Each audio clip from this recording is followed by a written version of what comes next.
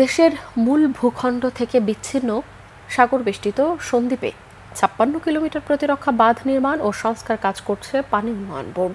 এতে ভাঙন থেকে রক্ষা পাবে দ্বীপবাসীর ঘরবাড়ি, চাষযোগ্য হবে অনাবাদি ১৮,০০০ হেক্টর জমি, বাড়বে নাগরিক সুবিধা।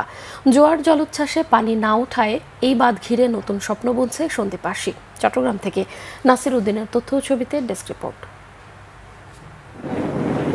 উত্তরে বামনী নদী এবং পূর্বে সন্দ্বীপ চ্যানেল মূল ভূখণ্ড থেকে বিচ্ছিন্ন করেছে সন্দ্বীপকে। ৪ লাখ জনসংখ্যার এই দ্বীপের প্রধান সমস্যা ভাঙন। দিনের পর দিন সমুদ্রের লোনা পানি গিলে খাচ্ছে জমি, এতে ছোট হয়ে আসছে সন্দ্বীপের আকার। জোয়ার জলোচ্ছ্বাস, প্লাবন, ঘূর্ণিঝড়ে বিপর্যস্ত এ দ্বীপের জনজীবন। লবণাক্ত পানির অবাধ প্রবেশে বিস্তীর্ণ জমি পড়ে থাকে অনাবাদি। সহায় সম্বল হারিয়ে নিঃস্ব অনেকে। প্রাকৃতিক দুর্যোগের কারণে অনেকে এ দ্বীপ ছেড়ে গেছেন। দ্বীপবাসীর দুর্ভোগ লাঘবে ক্ষতিগ্রস্ত বাঁধ সংস্কার ও নতুন বাঁধ নির্মাণ করছে পানি উন্নয়ন বোর্ড। নতুন স্বপ্ন বুনছেন এখানকার বাসিন্দারা। বানবিহরে কেন সুখ করি, মানুষের গরু কতন হালটার ব্যাগ কিছু সুখ করে। এখন বালা আছি, এখন হানি কেজি উঠে না, এখন খুব শান্তিতে আছি। জোয়ার আসলেই ধরেন সব আতঙ্কতে থাকতাম, আমরা গরু বসে পালতে পারতাম না।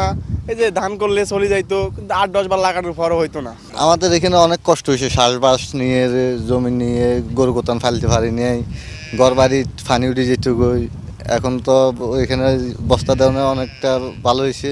প্রকল্প বাস্তবায়নের ফলে দ্বীপবাসীর জানমাল রক্ষার পাশাপাশি অনাবাদি জমি হবে আবাদি, বলছে পানি উন্নয়ন বোর্ড।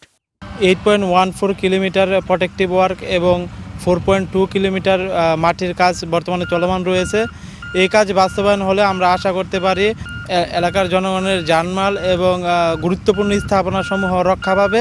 এরই মধ্যে প্রথম ভাগে ৯.৮ কিলোমিটার প্রতিরক্ষা বাঁধ সংস্কার শেষ হয়েছে।